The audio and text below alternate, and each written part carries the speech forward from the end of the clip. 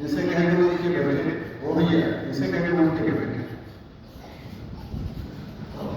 परमेश्वर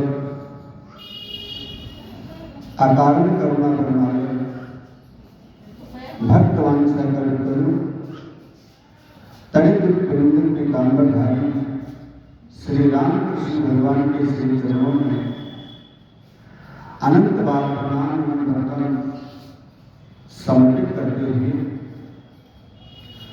श्री गौरी शंकर भगवान श्री हनुमान जी महाराज के श्री चरणों में अनंत बार प्रणाम वंदन समर्पित करते हुए यत्र तत्र से पधारे उपस्थित समस्त सुधीर श्रद्धालु श्रोतागण, माताएं बहनें भाई बच्चे, आज तृतीय दिवस की कथा सत्र में हम सभी लोग प्रवेश करेंगे। श्री राम जी की कथा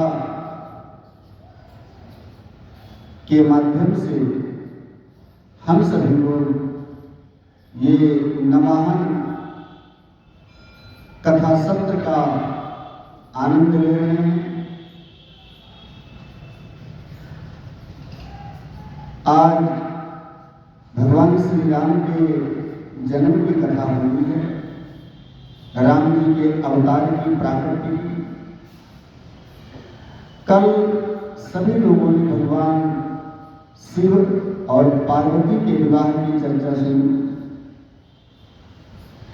भगवान शिव और पार्वती के विवाह की कथा कितना फलदायी है, इसके बारे में तुलसीदास जी लिखते हैं।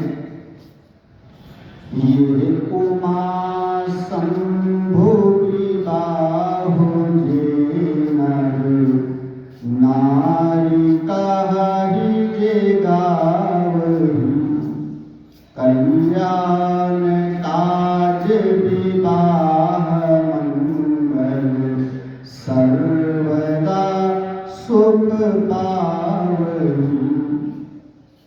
तुलसीदास जी कहते हैं कि ये भगवान शिव का और उमा माने पार्वती के विवाह की कथा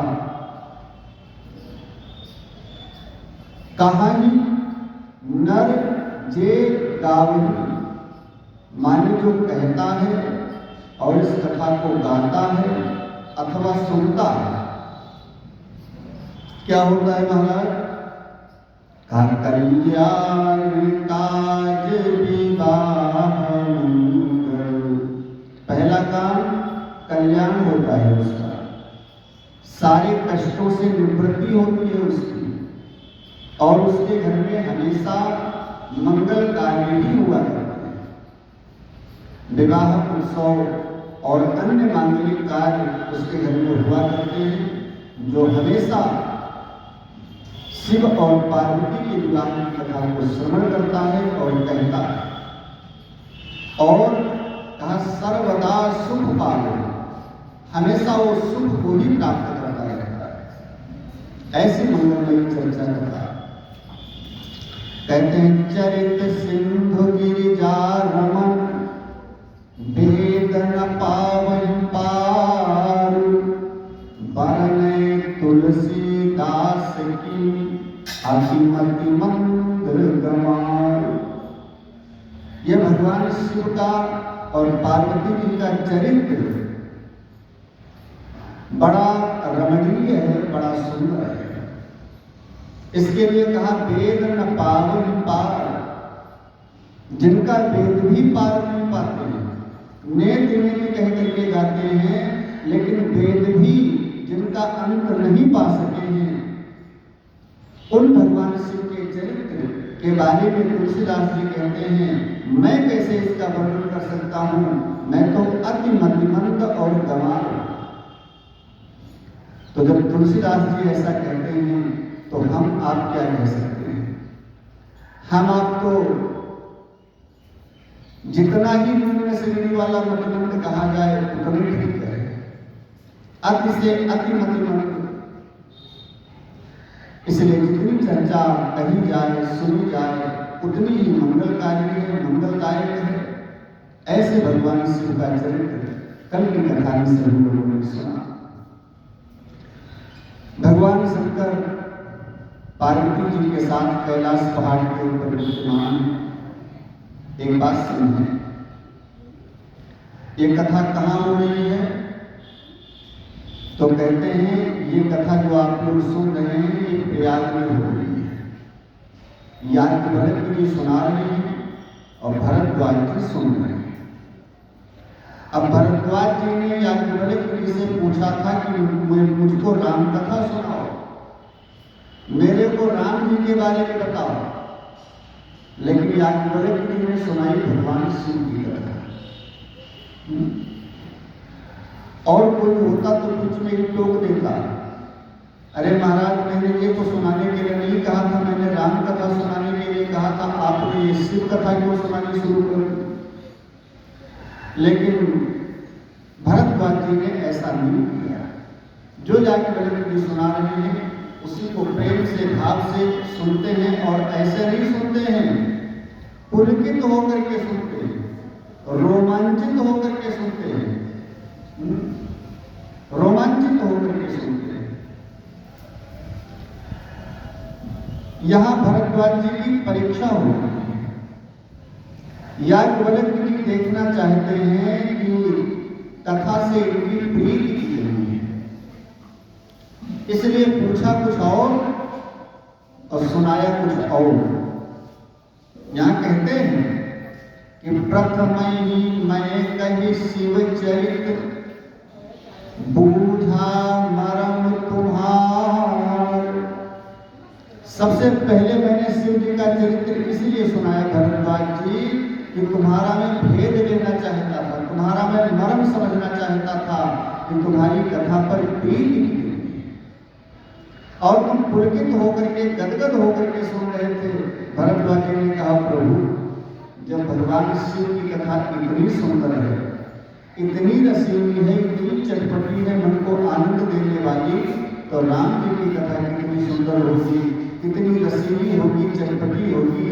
इसलिए मेरे अंदर तो और ज्यादा लालसा उत्पन्न हो रही है कि और मैं सुनूं। याज्ञवल्क्य जी ने कहा इसीलिए तो मैंने समझ लिया तुमको। क्या समझ लिया महाराज? शुचि सेवक तुम राम के, रहित समस्त विकार।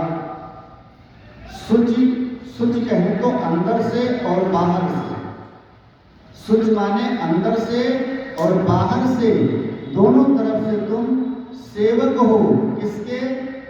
राम जी के। मैंने परीक्षा ले लिया, तुम राम जी के अंदर से बाहर से पूर्ण रूप से सेवक हो और रहित समस्त विकार, सारे विकारों से रहित हो। तुम्हारे अंदर कोई विकार नहीं है, तुम्हारे अंदर कोई गंदगी नहीं है, ये मैंने सब जान लिया। इसलिए मैं जाना तुम्हारे गुण शीला, कहूँ सुनाऊं अब रघुपति लीला।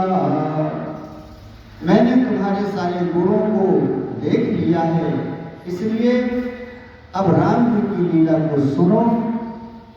जिस राम जी की लीला को सुनने के लिए तुम्हारी लालसा है। अब राम जी की कथा याज्ञवल्क्य जी सुनाते हैं, लेकिन यहाँ प्रयाग में नहीं सुनाते हैं। सुनाते प्रयाग में हैं, लेकिन कथा को कहाँ पहुंचाया? कहा कैलाश पहाड़ के ऊपर, जिसको ज्ञान घाट कहा गया है। यहाँ के श्रोता कौन है?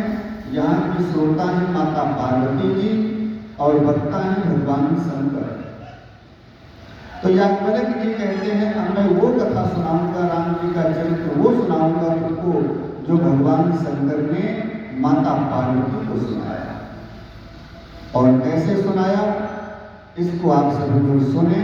आए भाव से श्री सीताराम जी के नाम का संकीर्तन करते हुए कथा के क्रम में आगे बढ़े। सभी लोग बोलेंगे भाव से, श्री राम जय जय राम, बोलो श्री राम जय राम। हाँ श्री राम जय जय राम, श्री राम जय राम।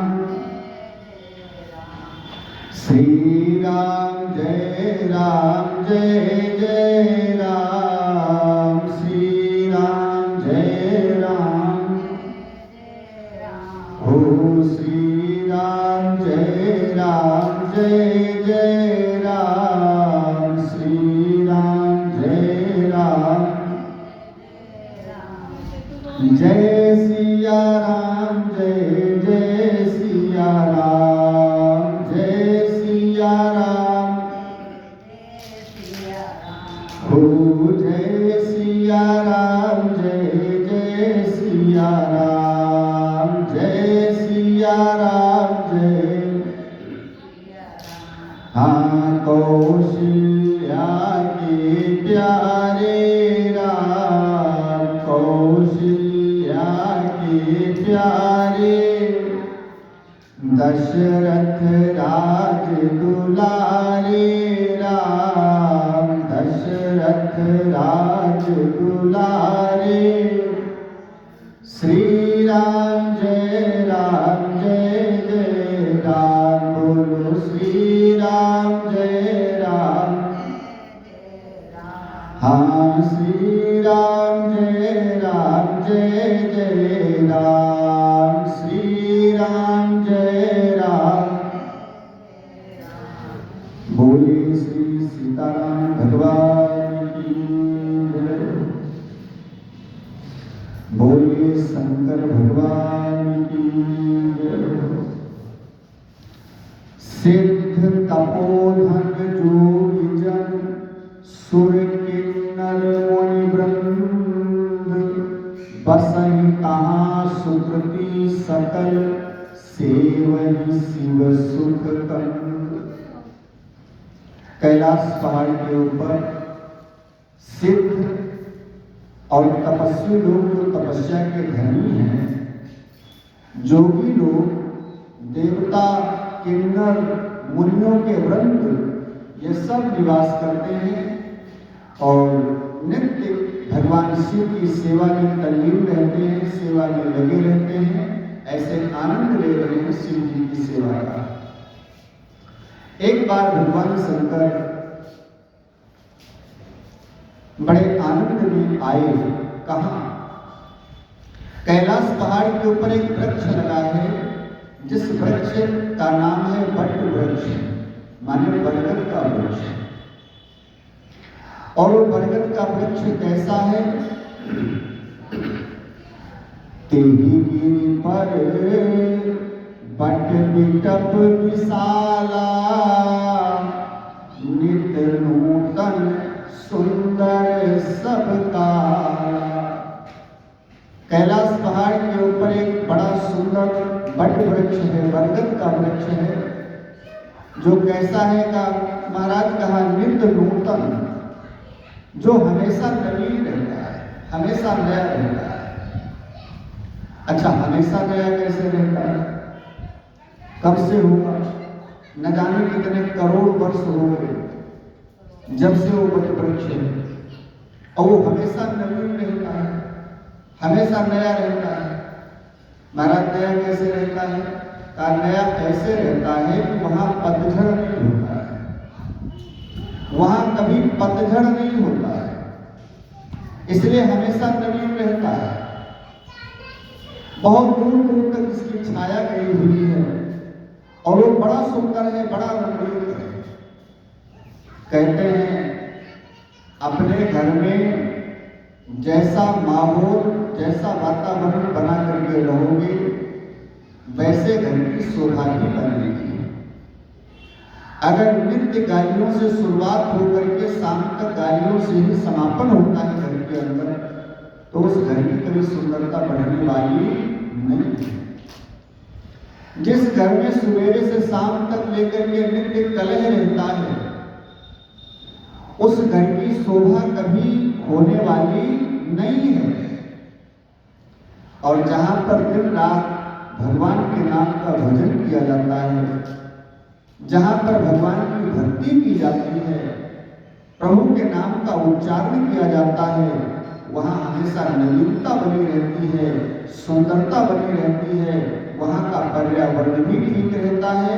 कोई परमाणु विषाक्त या क्लेश देने वाला नहीं होता है। ऐसे तो वो वटवृक्ष नवीन क्यों है? क्योंकि भगवान शंकर उसी के नीचे बैठ करके हजारों वर्षों तक भगवान राम के नाम का जप करते हैं, स्मरण करते हैं, भजन करते हैं। तो भगवान राम जी के नाम का भजन करने के प्रभाव से वहां के वातावरण में सुंदरता ही भरी हुई है। इसलिए वो वृक्ष नित्य नूतन हमेशा नवीन रहता है। ऐसे वटवृक्ष को जब देखा भगवान शंकर ने बड़ा प्रसन्न हो गए और उसी वटवृक्ष के नीचे अपने हाथ से निज कर दास नागरी पुछाला, उसी के नीचे नागरी पुछाला माने बाघंबर को बिछाया अपने हाथों से और उसी के ऊपर बैठ गए। बैठे सहज शंख कृपा, अपने सहज भाव में बैठ गए। सहज भाव में कैसे? माने अपने आनंद में।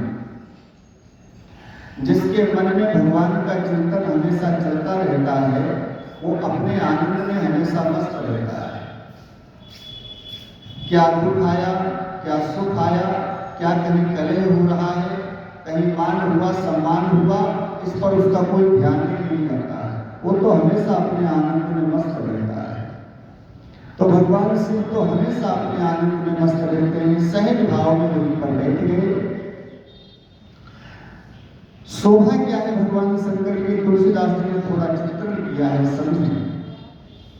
जटा मुकुट सुर सरित सिर, जटाओं का मुकुट बंधा हुआ है, सुरसरित सिर, सिर के ऊपर गंगा जी विराजित हैं। गंगा जी बैठी हुई हैं। लोचन नलिन विशाल, आंखें जिनकी जैसे कमल के फूल की पंखुड़ी होती है या कमल के फूल की कली होती है, ऐसे आंखें जिनके तीनों नेत्र ऐसे शोभायमान हो रहे हैं कमल की पंखुड़ी की तरीके से, कमल की कली की तरीके से। नीलकंठ लावण्य निधि शोभाल विभुभाल, नीलकंठ। और उस समय भगवान शिव की शोभा क्या है? अच्छा, आप सब लोग बताएं भगवान शंकर का रंग कैसा है? जैसा हम लोग फोटो में देखते हैं वो रंग कोई भी बना ले, लेकिन फोटो में देखते हैं वो ओरिजिनल नहीं है। भगवान शिव का रंग कैसा है? कहते हैं कर्पूर गौरम करुणावतारम संसार सारम भुजगेंद्रहारम सदा वसंतम हृदयारविंदे भवं भवानीं सहितं नमामि।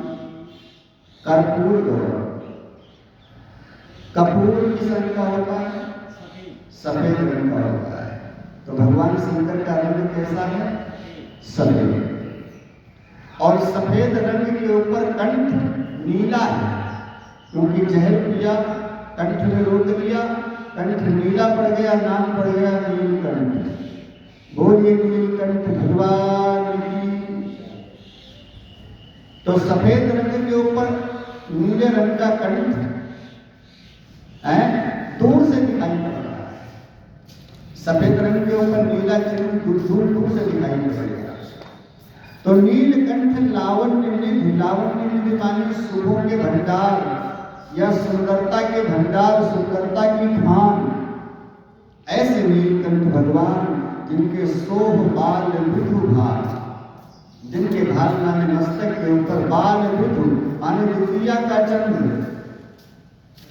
द्वितीया का चंद्र जिनके मस्तक के ऊपर विराजमान है, ऐसे भगवान शंकर की शोभा हो रही है। अच्छा, कितना सुंदर चित्रण किया है तुलसीदास जी भगवान शिव की शोभा। बैठे सोह कामरिपु कैसे, धरि शरीर शांतर सुजैसे। भगवान शंकर कैसे बैठे हुए हैं? कहा जैसे शांत रस,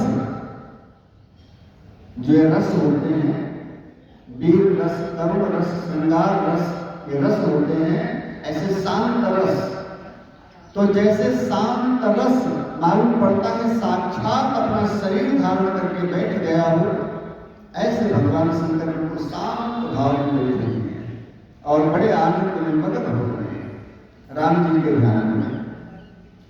अब पार्वती जी ने देखा भगवान शंकर आज बड़े आनंद में हैं, बड़ा प्रसन्न है और बड़ा शांत है। और जब पति थोड़ा शांत चित्त हो, मन उसका एकाग्र हो, ठीक ठाक हो, तो पत्नी को जो भी सवाल जवाब करना हो, प्रश्न करना हो, पूछ ले तो कोई बात नहीं, बिगड़ती नहीं है, पति को बुरा नहीं लगता है। इसलिए पार्वती जी ने बड़ा अच्छा अवसर देखा, अच्छा अवसर देख करके भगवान शिव के पास आए। आज दूसरी बार माता पार्वती जी भगवान शिव के पास आई। एक बार और गई थी, तब पहले जन्म में जब सती की थी। जब भगवान शंकर ने सती जी को छोड़ दिया था, यही तन सती भेंट अब नाही, 87,000 वर्ष समाधि लगाने के बाद जब जगे थे, तो माता सती जी के पास गई। भैया आप लोग थोड़ा धीरे धीरे बात कीजिए, धीरे धीरे बात कीजिए, थोड़ा शांति से धीरे धीरे बात कीजिए, आराम से। तो सती जी को जब देखा था भगवान शंकर ने, तो सामने आसन दिया था। और आज माता पार्वती जब आई है भगवान शिव के पास, तो जान प्रियायतिया दरुकीना और बाम भाग आसनो हर दीना। अपनी प्रिया, अपनी पत्नी जान करके भगवान शंकर ने बड़ा सम्मान किया, बड़ा आदर किया और बाएं बैठाया, बाम भाग। और पत्नी को पति के बाम भाग में आसन मिल जाए तो पत्नी को क्या आनंद मिलता है। आप तो पार्वती के आनंद की शोभा की भगवान शिव के पास बैठी हैं। पूर्व जन्म की बात याद आई माता पार्वती को। ओ भैया आप सब, ए भैया ओ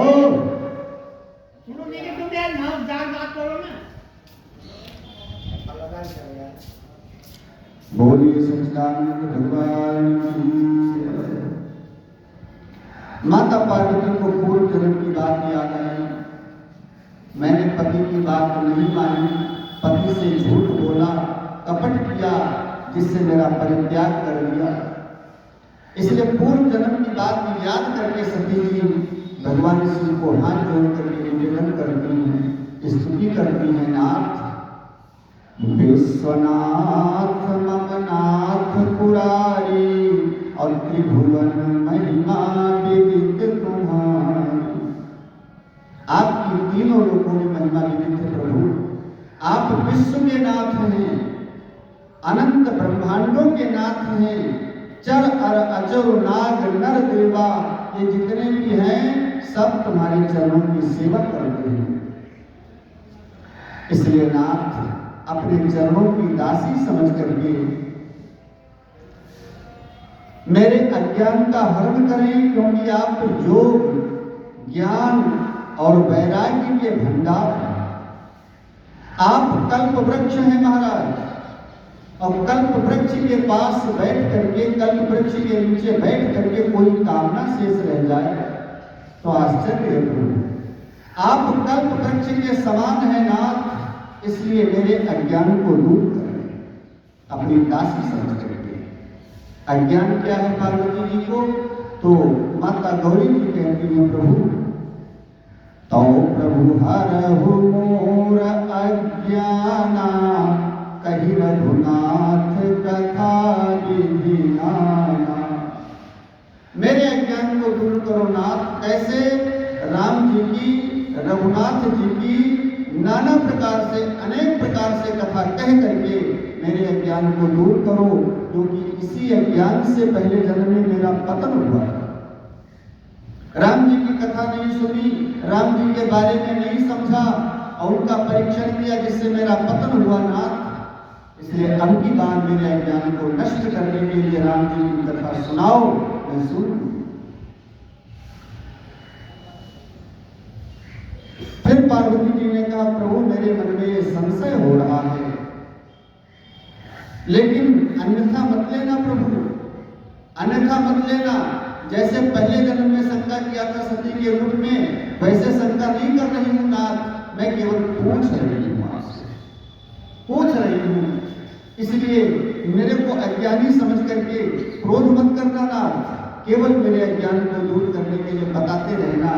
ये बताएं नाथ कि वो राम कौन है जो दशरथ जी के पुत्र हुए। दशरथ जी के पुत्र हुए, बचपन में भटके, नारी के लिए विरही बने, रावण को मार दिया, सर्वनाश कर दिया उसका। वो राम कौन थे प्रभु? क्या वही राम जिनका तुम दिन रात नाम जपते हो? क्या ये वही राम है अयोध्या वाले? तुम पुण्य राम राम दिन राती, सादर जपहु अनंग राती।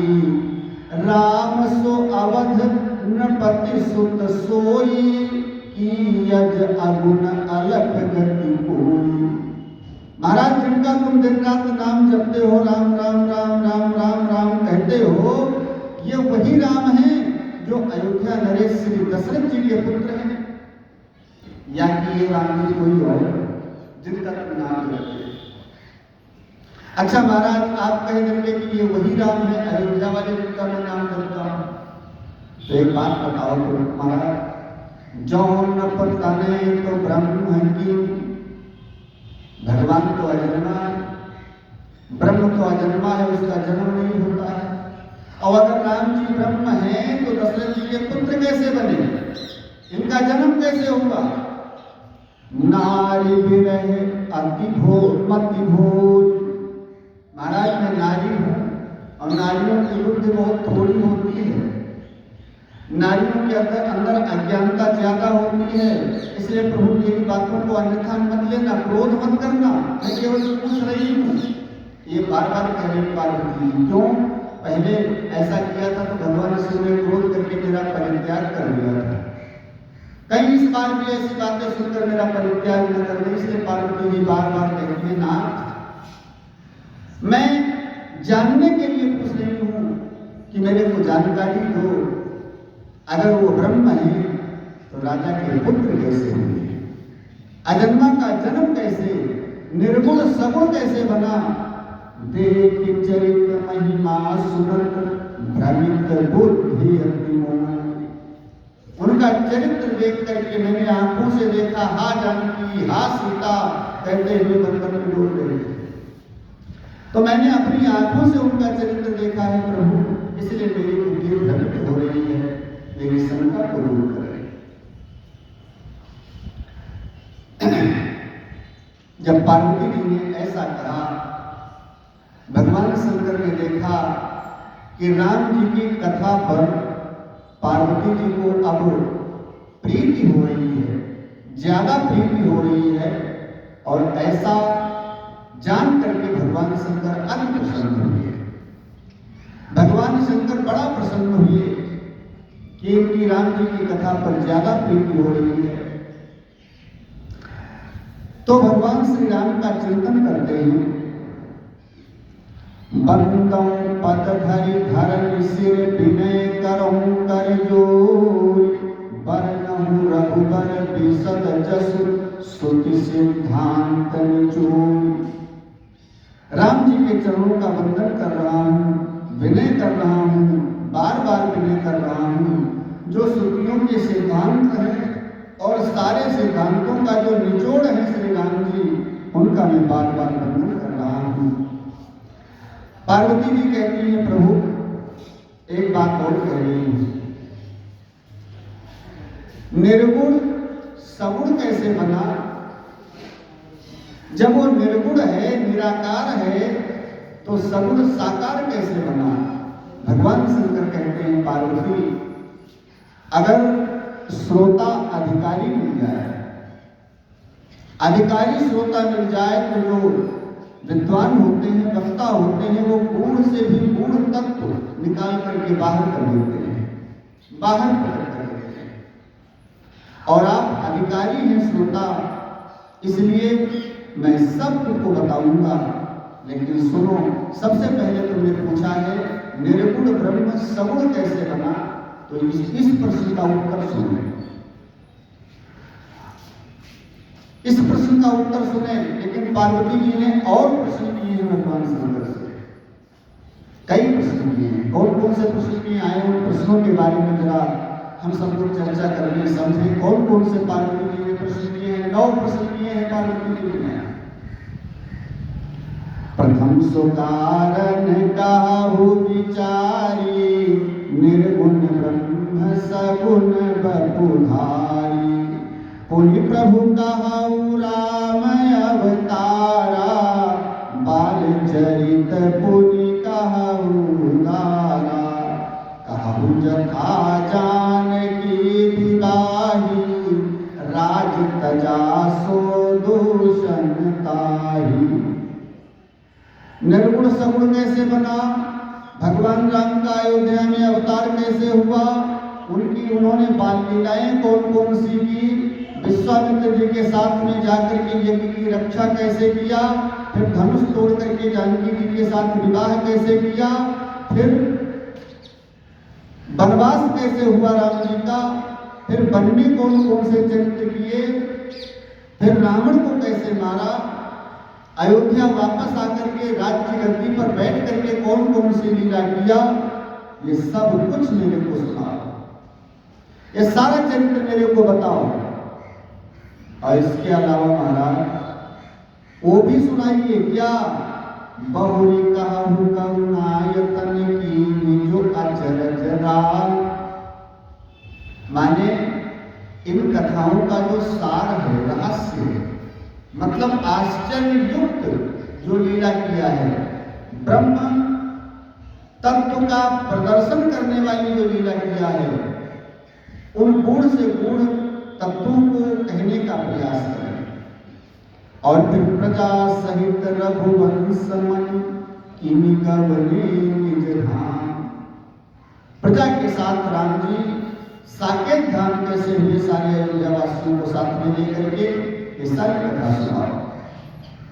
और इसके अलावा महाराज और जो भी राम जी के रहस्य हो उसको सुनाइए। और इसमें कुछ मेरे पूछने से अगर छूट गया हो तो उसको भी अपनी समझ से सुना देना प्रभु। ये नहीं कि हमने नहीं पूछा है तो उसको मत सुनाओ। माने जो प्रभु में पूछा नहीं होई, सो दयाल राखहु जन गोई। जो मैंने पूछा नहीं है उसको भी छिपा करके मत रखना प्रभु, उसको भी प्रकट करो, उसको भी सुनाओ। क्यों? क्योंकि तुम त्रिभुवन गुरु वेद बखाना, आन जीव पामर का जाना। आप तीनों लोगों के गुरु हैं महाराज। और सदगुरु हमेशा शरण में आए हुए जीव की, शिष्य की व्यथा देख करके उसका कल्याण करने का साधन करता है नाथ। इसलिए मेरा कल्याण करने के लिए ये सब बताने की कृपा करो। और यहाँ एक विशेषता देखें, पार्वती जी ने जब भगवान शंकर से ये प्रश्न किया तो भगवान शंकर के अंदर सारा रामचरित्र अपने आप प्रकट हो गया। रामचरित्र तो पहले से भरा था भगवान शिव के अंदर, क्योंकि लिखा है भगवान शंकर ने रचि महेश निज मानस राखा। इस कथा की रचना भगवान शंकर ने बहुत पहले कर लिया था और बहुत पहले करके अपने मन के अंदर रखा था, मानस में रखा था। इसलिए कथा तो पहले से भगवान शंकर के अंदर विद्यमान है। लेकिन आज जब पार्वती जी ने प्रश्न किया राम जी के बारे में तो सारी कथा अपने आप जागृत हो गई, प्रकट हो गई। जैसे इसको ऐसे समझे। आप कभी काशी गए हो या अयोध्या गए हो, काशी में बाबा विश्वनाथ का मंदिर देखा और भी अनेक दृश्य देखे, अयोध्या में राम जन्मभूमि देखी और भी अनेक मंदिरों के दर्शन किया, अनेक दृश्य देखे, और बहुत दिन हो गया 10-15 साल, आप भूल गए हम गए थे। और कोई मित्र आकर के आपके पास अयोध्या जी की चर्चा करने लगे, नहीं क्या बताऊं 15 दिन कहाँ थे, अरे अयोध्या गया था साहब घूमने, वो राम जन्मभूमि देखी, वो कनक भवन देखा, वो हनुमान गढ़ी देखी, वो दशरथ महल देखा, सीता रसोई देखी। और जैसे उसने ये सब कहना शुरू किया, सारा चित्रण तुम्हारे अंदर भी जागृत हो गया। 10-15 साल पहले देखा था, भूल गए थे आप, लेकिन जैसे उसने ये सब कहा कि तुरंत तुम्हारे अंदर भी जागृत हो गया वो सारा चित्र। ऐसे जब पहले से कोई चीज भरी होती है अंदर और विस्मरण हो जाता है, भूल जाते हैं आप, तो कुछ दिन के बाद अगर कोई याद दिलावे तो सारी बात अपने आप जागृत हो जाती है। ऐसे भगवान शंकर के अंदर ये कथा तो पहले से भरी थी, लेकिन भूले थे। आज जब पार्वती जी ने याद दिलाया तो सारी कथा भगवान शिव के अंदर जागृत हो गई।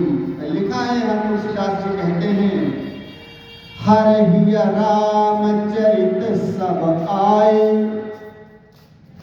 भगवान शिव के हृदय में राम जी के सब चरित्र आ गए, जागृत हो गई।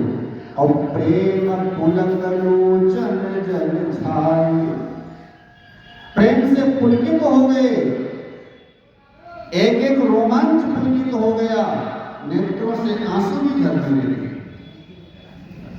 एक बात समझे, आंखों से आंसू गिराना तो आसान है,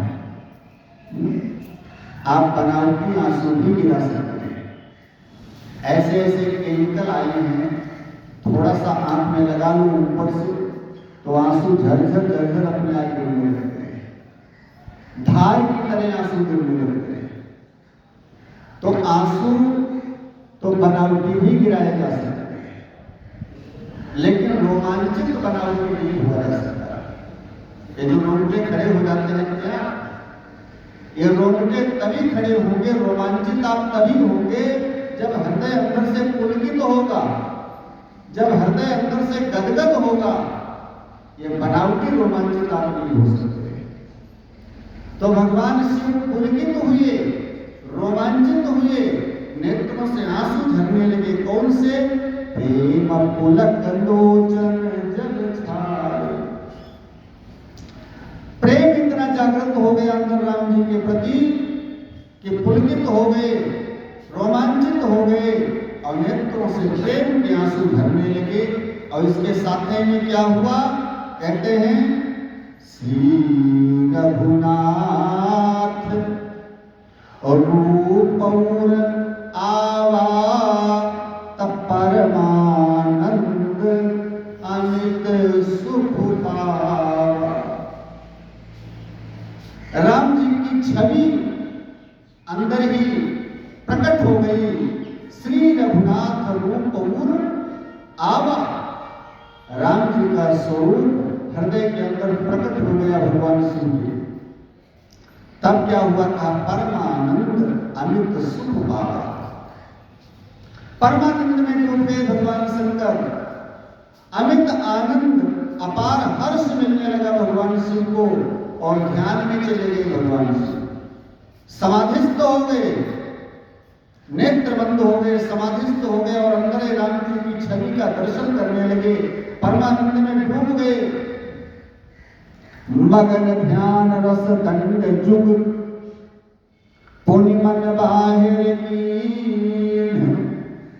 कहते हैं 2 घड़ी तक, माने 48 मिनट तक भगवान शंकर ध्यान में रहे। एक बात समझें, 48 मिनट तक भगवान शंकर आंखें बंद किए शांत बैठे अपने अंदर ध्यान में डूबे रहे और 48 मिनट तक लगातार पार्वती हाथ जोड़े बैठी। ये कथा से प्रेम है, तभी तो इनके मुख से निकलेगी, तब सुनूंगा। सुन, अभी हम आंखें बंद करके शांत बैठ जाएं, कथा कहना बंद कर दें, तो आप 1 मिनट 2 मिनट ज्यादा से ज्यादा 5 मिनट इंतजार करेंगे, फिर अपने अपने काम करना शुरू कर देंगे। कोई बैठेगा थोड़ा, या तुम्हारा क्यों कहना बंद कर देंगे। भगवान शंकर ने कथा शुरू नहीं किया, पार्वती जी ने पूछा, भगवान शंकर के अंदर कथा जागृत हुई, राम जी की छवि अंदर प्रकट हुई, शिव जी ध्यान में गए, नेत्र बंद हो गए, शांत बैठे हैं ध्यान में। पार्वती जी हाथ में शांत हो गई। कितनी देर हो गई? 48 मिनट, लगभग 1 घंटा बीत गया। भगवान शंकर विचार कर रहे हैं कि हम अंदर अपने ध्यान को एकाग्र किए राम जी की छवि देख रहे हैं, मेरे को तो परमानंद मिल रहा है, लेकिन ये परमानंद अगर मैं खुद लेता रहा तो सारी दुनिया को परमानंद कैसे मिलेगा? सारी दुनिया को परमानंद देना है। पार्वती जी सामने जो प्रश्न करके हाथ जोड़े बैठी हैं, इनको भी आनंद देना है, इसलिए मेरे अंदर कथा तो जागृत है, इस कथा को बाहर अगर मैं निकालूंगा तो दुनिया में प्रकाशित कैसे होगी और लोगों को इस कथा का आनंद कैसे मिलेगा? राम जी की छवि का, राम जी की भक्ति का आनंद कैसे मिलेगा? इसलिए राम जी ने सोचा अब अपने आनंद को छोड़ना चाहिए। एक बात समझें, व्यक्ति जब अपने सुखों का त्याग करता है तभी परिवार को सुख शांति दे सकता है। वैसे भाई दिन रात मेहनत करेगा तो सुख कहाँ मिलेगा? जब दिन रात काम करेगा, दौड़ धूप करेगा, और जब दिन रात मेहनत करेगा, काम करेगा, दौड़ धूप करेगा, तभी परिवार को सुख दे सकता है। तो व्यक्ति जब अपना आनंद छोड़ देगा, अपना सुख छोड़ देगा, तभी दूसरे को सुख दे सकता है। इसलिए भगवान शंकर ने अपने आनंद का त्याग किया, अपने सुख का त्याग किया। 2 घड़ी तक माने 48 मिनट तक ध्यान में रहे और फिर पूर्ण मन बाहर की, फिर अपने मन को बाहर किया, क्योंकि भीतर जाकर के कथा नहीं हो सकती। वक्ता अगर ध्यान में डूब जाए तो कथा क्या करेगा? इसलिए वक्ता ध्यान में डूब नहीं सकता है, और श्रोता ध्यान में जितना चाहे उतना डूब सकता है। बहुत लोग तो इतना ध्यान में डूब जाते हैं कथा में, यहाँ तो मान लीजिए कम लोग हैं, कहीं कहीं ज्यादा लोग होते हैं, और कुछ श्रोता तो इतना ध्यान में डूब जाते हैं, इतना ध्यान में डूब जाते हैं कि जब 1 घंटे के बाद कथा समाप्त होती है तब आंखें खुलती हैं, तब आंखें खुलती हैं। बहुत चोखी कथा सुनाई महाराज, बहुत अच्छी कथा सुनाई। क्या सुनाया? कौन सी कथा सुनाई? पहले कुछ नहीं पढ़ा क्योंकि सो रहे थे ना। अरे महाराज हम तो ध्यान में सुन रहे थे, हम तो ध्यान से सुन रहे थे, कथा सब ऊपर से निकल गई, पहले कुछ नहीं पढ़ी। ऐसा ध्यान में मगन हो जाए, लेकिन ऐसा ध्यान में न मगन हुआ जाए। जब सोते सोते कथा सुनोगे तो सोते ही रहोगे, कथा कुछ पहले नहीं पड़ेगी। लेकिन श्रोता को डूबने का, ध्यान में जाने का अधिकार है। वक्ता को ध्यान में जाना ठीक है, कोई ध्यान में जाएगा कथा कैसे करेगा? इसलिए भगवान श्री राम, भगवान श्री शंकर मन को बाहर करते हैं, और मन को बाहर करके फिर कथा कहने के लिए आतुर होते हैं, तैयार होते हैं। सबसे पहले राम जी के नाम का वंदन किया है, और कैसे वंदन किया है आए हम सब लोग भाव से भगवान शिव के साथ में जो बंधन शिव जी ने किया है वही बंधन हम आप सभी लोग करते हुए और फिर कथा के क्रम में आगे चलते हैं। सभी लोग बोलेंगे श्री राम जय जय राम, श्री राम जय जय, श्री राम जय जय राम, श्री राम जय बंदौ बाल रूप सोई रामू, बंदौ बाल रूप सोई, सब सिद्धि सुलभ जपत जिसु नामू, सब सिद्धि सुलभ जपत जिसु, मंगल भवन मंगल हारी, मंगल भवन मंगल, द्रवौ सुदशरथ अजिर बिहारी, द्रवौ सुदशरथ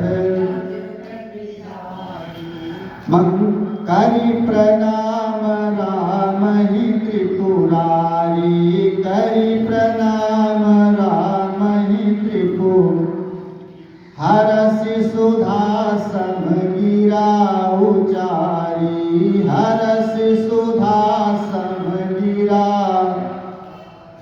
श्री राम जय जय राम, श्री राम जय बोलो श्री राम जय जय राम, श्री राम जय बोलिए श्री सीताराम भगवान की। भगवान शंकर ने राम जी को प्रणाम किया और प्रणाम करके अब कथा कहना शुरू कर दिया। लेकिन कथा प्रारंभ करने के पहले पार्वती जी की प्रशंसा करते हैं। श्रोता की पार्वती जी की पहले प्रशंसा करते हैं, कहते हैं देवी धन्य धन्य गिरिराज कुमारी, तुम धन्य हो हे गिरिराज कुमारी, हिमांचल तनया तुम धन्य हो। क्यों? तुम समान नहीं को उपकार, तुम्हारे जैसा परोपकार करने वाला उपकारी इस दुनिया में नहीं, ब्रह्मांड में कोई दूसरा नहीं है। क्यों महाराज इतनी बड़ी प्रशंसा क्यों कर रहे हैं? भगवान शंकर ने कहा जिस कथा से लोग अनभिज्ञ थे, जिस कथा को कोई नहीं जानता था, क्योंकि भगवान शंकर के अंदर विद्यमान थे। अभी राम जी की कथा की रचना किया है लेकिन बाहर नहीं निकाला है। अभी शिव जी के अंदर ही विद्यमान है, बाहर के लोग तब जानेंगे जब भगवान शंकर के अंदर से बाहर आएगी। तो भगवान शंकर कहते हैं देवी सारी दुनिया को आनंद देने के लिए, सारी दुनिया का कल्याण करने के लिए राम कथा को प्रकट करने तुम जा रही हो, राम कथा को जन्म देने वाली तुम हो देवी, इसलिए तुम्हारे समान कोई दूसरा उपकारी नहीं है। सारी दुनिया का कल्याण करने तुम जा रही हो, कथा तुम्हारे लिए प्रकट होगी, तुम्हारे निमित्त प्रकट होगी, लेकिन फिर ये सारी दुनिया में प्रचलित हो जाएगी, सबको इसका आनंद आएगा, सबको परम कल्याण होगा। इसलिए सारी दुनिया का कल्याण करने के लिए ये तुम प्रश्न कर रही हो, कथा को प्रकट कर रही हो, इसलिए तुम्हारे जैसा कोई दूसरा परोपकारी नहीं है। और एक बात बताऊं, भगवान शंकर कहते हैं देवी दो गंगा को मैंने धारण किया है, दो गंगा, एक गंगा सिर के ऊपर और एक गंगा हृदय में। सिर के ऊपर जो गंगा जी है भागीरथी गंगा, ये भी सकल लोक जग पावनी गंगा। लेकिन ये सकल लोक जग पावनी गंगा कैसे हैं? हिमालय से गोमुख गंगा से निकल करके गंगा सागर में जाकर के मिल हुई है भागीरथी गंगा। लेकिन उन गंगा जी में नहाने के लिए, उनका दर्शन पाने के लिए, मंजन करने के लिए तुम्हें हरिद्वार जाना पड़ेगा, काशी जाना पड़ेगा, बद्रीनाथ जाना पड़ेगा, गंगा सागर जाना पड़ेगा, तब उन गंगा जी के दर्शन सुलभ होंगे। लेकिन जो ये हृदय से गंगा जी प्रकट हो रही है भगवान शंकर के, जिनको राम कथा गंगा कहते हैं, तो राम कथा गंगा, इसमें किसी व्यक्ति को जाना नहीं पड़ेगा है? अब उस भागीरथी गंगा में नहाना होगा तो वहां जाना पड़ता, और राम कथा गंगा में नहाने के लिए जाना नहीं पड़ रहा है। यहीं पर आपको सुलभ हो रही है, मंदिर के अंदर ही सुलभ हो रही है। माने कि राम कथा गंगा, जहां पर गंगा जी का नाम तक भी लोग नहीं जानते हैं विदेशों में, वहां पर भी ये राम कथा गंगा सबको सुलभ हो रही है। इसको घर के अंदर बैठ करके बुला लो, वहां पहुंच जाती है राम कथा गंगा। मंदिर में बैठकर बुला लो, वहां पहुंच जाती है। जहां इस गंगा का आवाहन करो, जहां इस गंगा को बुलाओ, वहीं पर राम कथा गंगा पहुंच जाती है। तुमको कहीं जाना नहीं पड़ता है, घर बैठे तुमको अपने पावन जल में स्नान करवाती है। इसलिए राम कथा गंगा सबको सुलभ है। वो गंगा जी बड़ी दुर्लभ और ये गंगा जी बड़ी सुलभ। राम कथा गंगा अगम बही जाए, इमा कोई कोई नहाए। राम कथा गंगा सुगम बही जाए, इमा कोई कोई नहाए। इमा कोई कोई नहाए। अच्छा, कोई कोई नहाए की बात क्यों किया? क्योंकि सब इसमें स्नान भी नहीं कर सकते। अरे और वह सीताराम का मकान हो जाएगा। फर्जी बात नहीं भैया। ए भैया, ओ भैया, ए ए अपनी बात के बारे में सुनते नहीं हो तुम।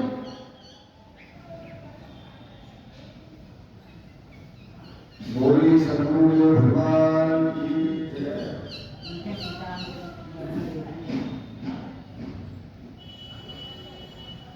समझे? कोई कोई नहाए, ये सबको सुलभ भी है और बड़ी दुर्लभ भी है। कैसे? जिनके ऊपर भगवान श्री राम की बड़ी असीम कृपा होती है, जिनके ऊपर राम जी की बड़ी विशेष कृपा होती है, वही इस राम कथा गंगा में नहा सकते हैं।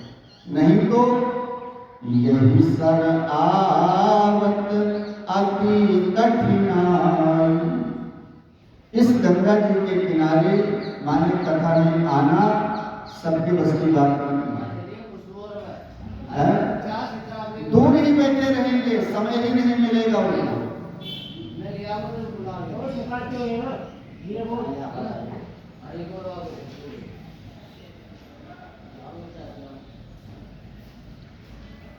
इसलिए यही सरयावती अति कठिनाई, और राम कृपा बिन आई न जाई। इस गंगा जी के किनारे बड़ी कठिनता से आ पाते हैं व्यक्ति। जिनके ऊपर भगवान राम की बड़ी विशेष कृपा होती है, वही आ सकते हैं। लेकिन एक बात और कही, राम कृपा बिन आई न जाई, माने एक बार जो इस कथा रूपी गंगा में आ जाते हैं, वो दोबारा जाते नहीं हैं। बिना तृप्त हुए वो दोबारा नहीं जाते हैं। इसलिए राम जी की कथा में सुलभ तो सबको है, लेकिन बड़ी दुर्लभ है। भगवान की कृपा के बिना ऐसा अवसर तो मिलता है, लेकिन उसका हम लोग लाभ नहीं पाते। इसलिए भगवान शंकर कहते हैं, पार्वती तुमने जो संसार के हित के लिए प्रश्न किया है, इसके लिए तुम आदरणीय हो, प्रशंसा की पात्र हो। सुनो, जिन हरि कथा सुनी नहीं काना, श्रवण रंग अहि भवन समाना। जिन्होंने भगवान की कथा कभी नहीं सुनी है कानों से।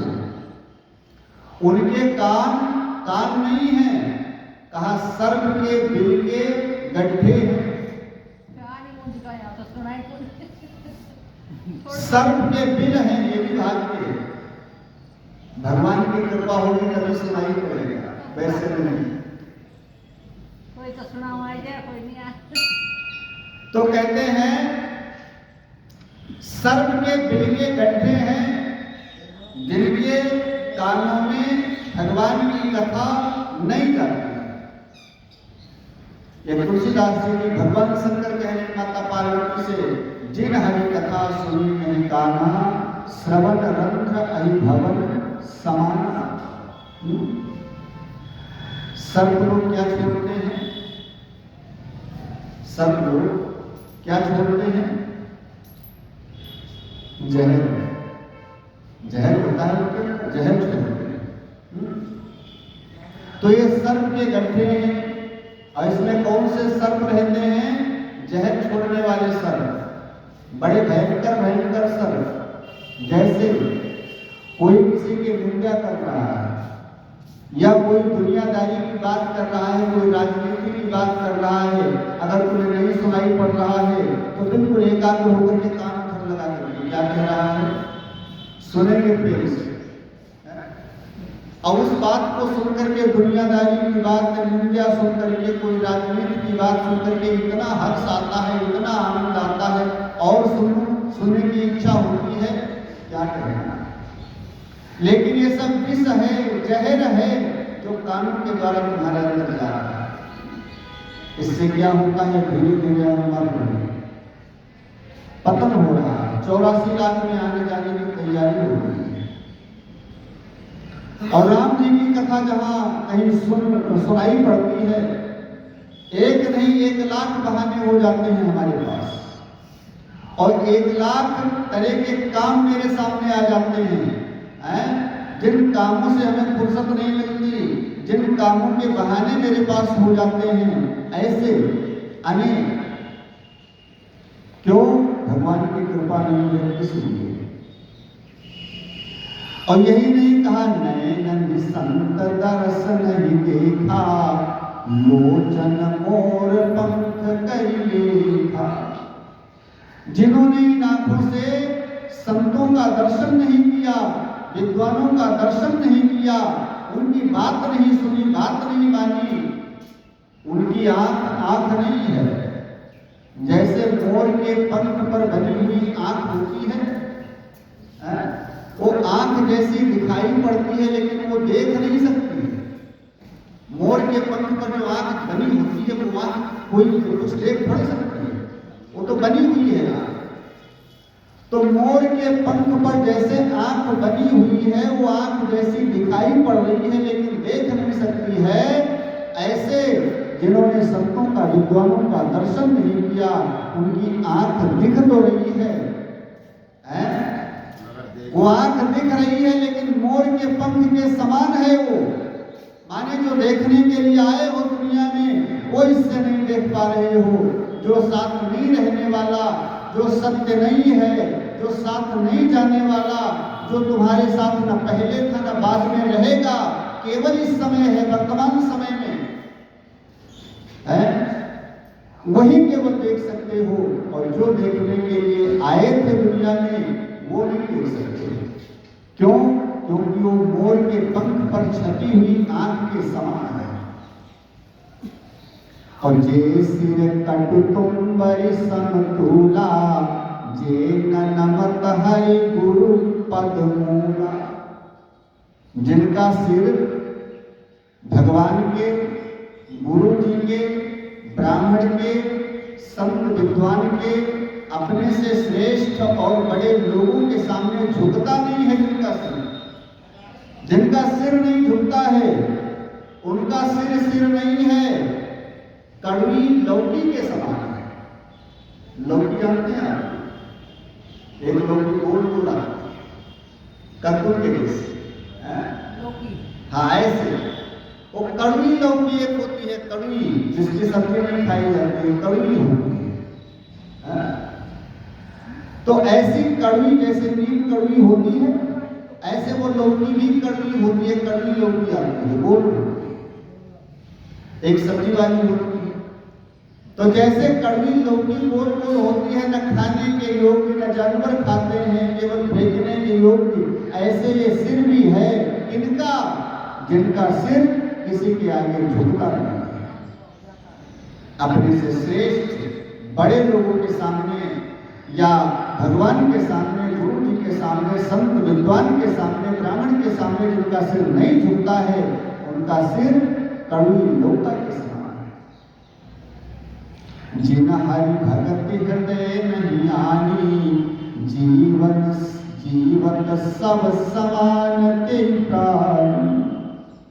जिनके हृदय में भगवान की भक्ति नहीं आई, मानव का शरीर पा करके जो अपने हृदय में भगवान की भक्ति को ग्रहण नहीं कर पाए, वो कैसे हैं? कहा जिंदा रहते हुए लाश के समान है, मुर्दा के समान है, जिंदा रहते हुए भी। अब क्या बचा? कहते हैं जीवा, जुबान। तो जुबान कैसी? भगवान शंकर कहते हैं पार्वती जो न करई, जो नहीं करई राम गुण गाना, जी सुदागुर जी समाना। जो जीवा भगवान का नाम कभी नहीं लेती है, या जिस जीवा से भगवान के नाम का कीर्तन, भगवान के नाम का गान और भजन नहीं हुआ, राम जी के नाम का, वो जीवा कैसी है? कहा जैसे मेढक की जीवा होती है, दादू, दादू माने मेढक। मेढक हमेशा टर्राता रहता है। बरसात के महीने में देखो झुंड के झुंड पानी के किनारे बैठ करके कैसा टर्राते हैं। तो जब मेढक टर्राने लगते हैं तो कितने लोग उसका टर्राना सुनते हैं खड़े होकर के पेड़ से? कोई नहीं सुनता, कोई नहीं सुनता।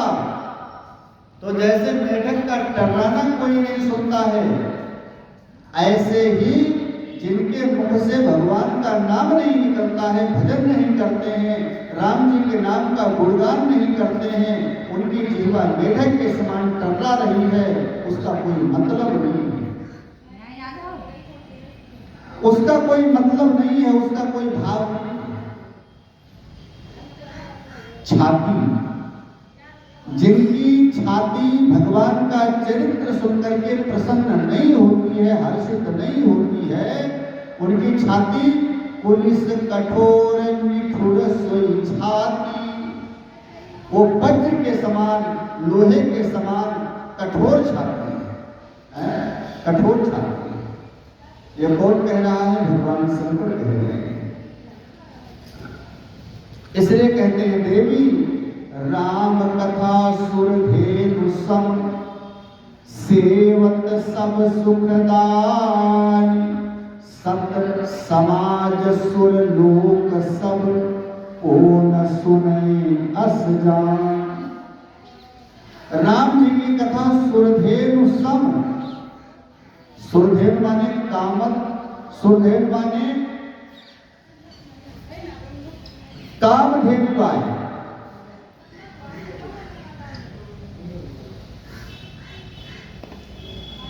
आप सब लोग शांति का परिचय दो, या तो बाहर जाकर के बात करो, या कि कथा सुन रहे से, नहीं तो बाहर बात करो। ना ऐसे नहीं, क्यों? बोलिए सच्चिदानंद भगवान की जय। ये राम जी की कथा क्या है? कहा कामधेनु आए, जो जैसी सेवा करता है इसकी, वैसा उसको फल प्राप्त होता है। कामधेनु बाई के समान है। सत समाज सुरलोक सब, को न सुने अस गान। इसलिए देवी राम जी की कथा क्या है सुने, और आगे वर्णन करते हैं भगवान शंकर। राम कथा सुंदर कर तारी, संशय विहग उड़ावनिहारी। राम कथा करे बिटप कुठारी। सादर सुनो मेरी राजकुमारी। राम जी की कथा क्या है? कहा सुंदर तारी है, हाथों की ताली। जैसे कबूतरों के झुंड बैठे हुए हैं या कौओं के झुंड बैठे हैं, माने किसी भी पक्षी के झुंड बैठे हैं, आप वहां पहुंचकर दूर से ताली बजाओ तो ताली सुनकर सारे पक्षी भाग जाते हैं। ऐसे राम जी की कथा सुंदर हाथों की ताली के समान है। किसके लिए? कहा जो अंदर संशय रूपी पक्षी बैठे हुए हैं, उन संशय रूपी पक्षी को भगाने वाली ये राम जी की कथा सुंदर ताली के समान है, ताली के समान है। जैसे राम जी की कथा की ताली बजती है, सारे संशय रूपी पक्षी अपने आप भाग जाते हैं, उड़ जाते हैं। माने राम जी की कथा सुनकर के कोई संशय नहीं रहता है।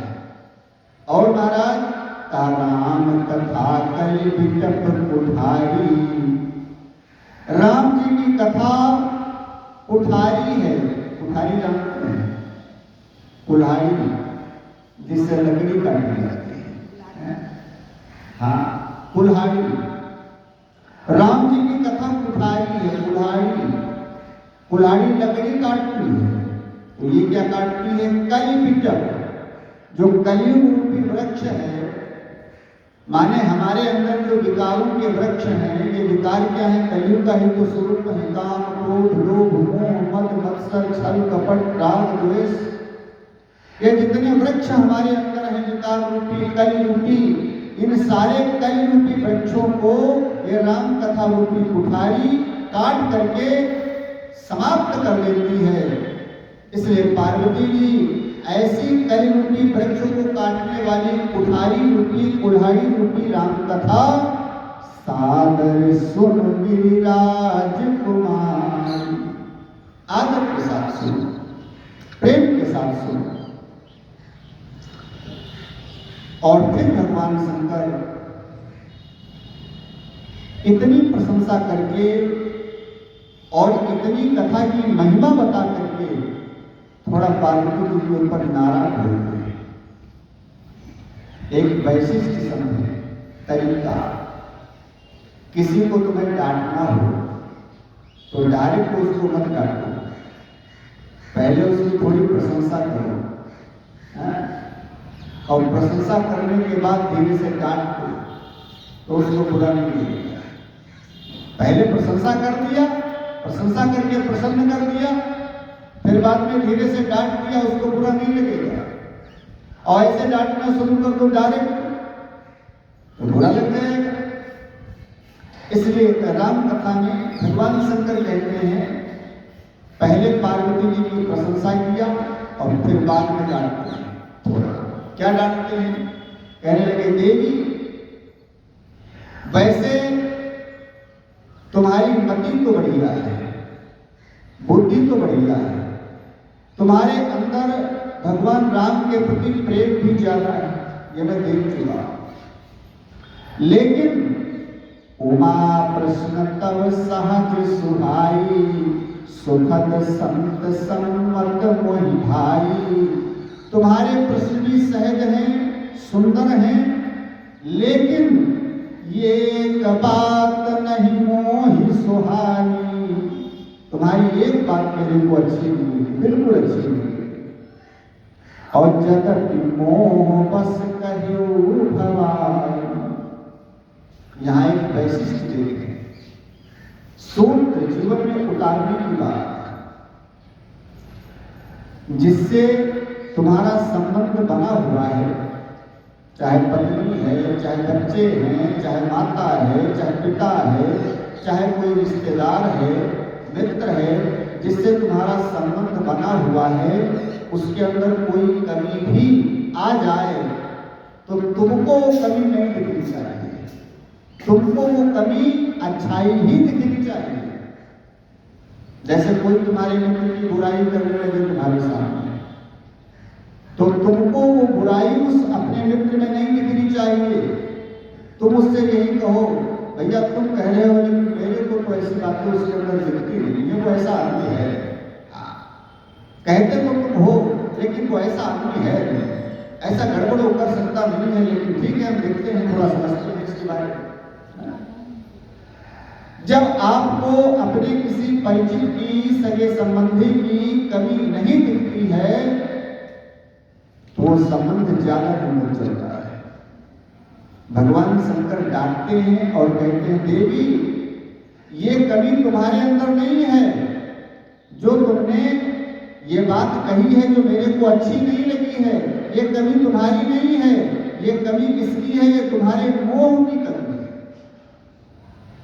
जदपि मोह बस कहो भवान, तुमने मोह के बस में होकर के, मोह के वशीभूत होकर के तुमने ऐसी बात कही है। क्या कहा है? तुम जो कहा राम को आना, जही श्रुति गावत रही मुनि ध्याना। तुमने जो कहा कि राम जी वही हैं या कि कोई दूसरे हैं, माने अयोध्या वाले और जिनका तुम भजन करते हो दिन रात, ये दोनों राम एक ही हैं कि अलग अलग हैं, ये बात मेरे को अच्छी नहीं लगी। क्यों? राम कोई 2 4 6 10 थोड़े हैं, ईश्वर तो एक है, ब्रह्म तो एक है। इसलिए तुमने जो कह दिया वो है कि कोई और है, ये बात मेरे को अच्छी नहीं लगी। क्योंकि उन्हीं राम का वेद पुराण ग्रंथ शास्त्र दिन रात ध्यान करते हैं, उन्हीं राम का मुनि लोग ध्यान करते हैं, उन्हीं राम का मैं दिन रात ध्यान करता हूं, और वही राम दशरथ जी के यहाँ आकर के प्रकट हुआ।